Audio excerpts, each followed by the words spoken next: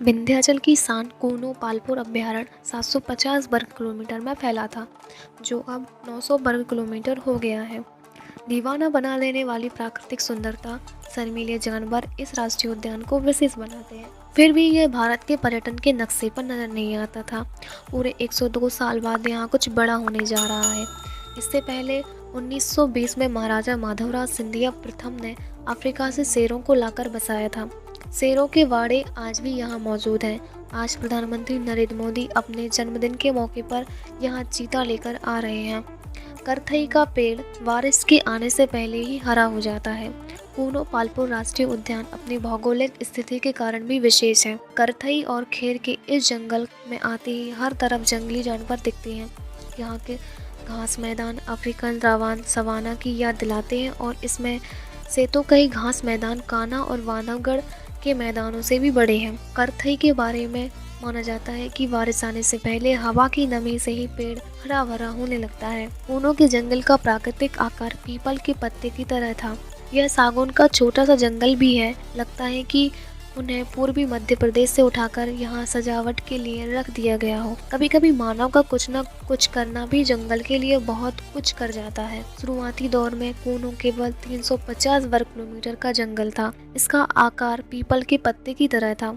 कूनो नदी रीढ़ की हड्डी की तरह इसे जीवन देती थी, परंतु 2018 में इसका क्षेत्रफल 400 वर्ग किलोमीटर बढ़ाकर इसे राष्ट्रीय उद्यान का दर्जा दे दिया गया। पालपुर का जंगल राजा बाल बहादुर सिंह की राजधानी था। पालपुर का जंगल कवि चंद्रवंशी राजा बाल बहादुर सिंह की राजधानी था।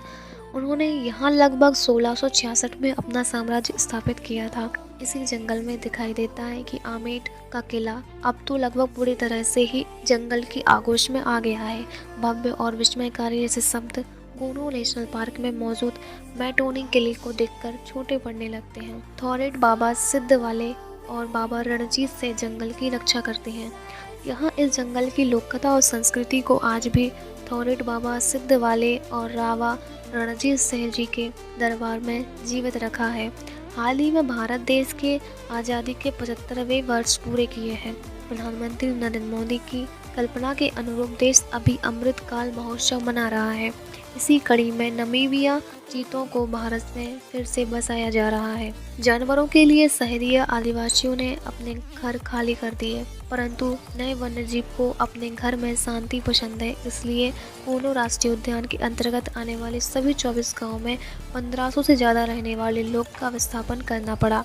उन्होंने विस्थापित करने में पालपुर राजा श्री जगमोहन सिंह जी का अद्भुत समर्थन प्राप्त हुआ। गाँव वालों को राजा जी का अद्भुत विश्वास है। राजा प्रजा और शासन के सामूहिक प्रयासों से 1998 से 2005 तक सभी 24 गाँव को विस्थापित कर लिया गया। उन्हें कूनो पालपुर राष्ट्रीय उद्यान के बाहर आगर गांव में विस्थापित दिया गया। इसमें से ज़्यादातर सहरिया समुदाय से थे। सहरिया आदिवासियों को खेत नहीं खदान पसंद है। सहरिया जनजाति भारत के कुल 75 विशिष्ट असुरक्षित जनजाति समूह में से एक जनजाति है। केवल 28% सहरिया आदिवासी ही खेती करते हैं, बाकी खदानों में मजदूरी करते हैं। जिन सहरिया आदिवासियों को मुख्य धारा में शामिल करने को कोशिश की गई, वह ज़्यादातर कुपोषण का शिकार हो गए। सरकार की तरफ से सहरिया आदिवासी महिलाओं को 1000 प्रति माह पोषण भोजन भत्ता दिया जाता है। सरकार प्रयास कर रही है कि सहरिया जनजाति के आदिवासी आम भारतीय नागरिक की तरह मुख्य धारा में शामिल होकर तरक्की करें। तो दोस्तों, आपको हमारी ये जानकारी कैसी लगी हमें कमेंट करके ज़रूर बताएं और ऐसी ही जानकारी जानने के लिए हमारे चैनल को आज सब्सक्राइब करें और लाइक करें। तो मिलते हैं एक ऐसी ही जानकारी के साथ एक और न्यू वीडियो में।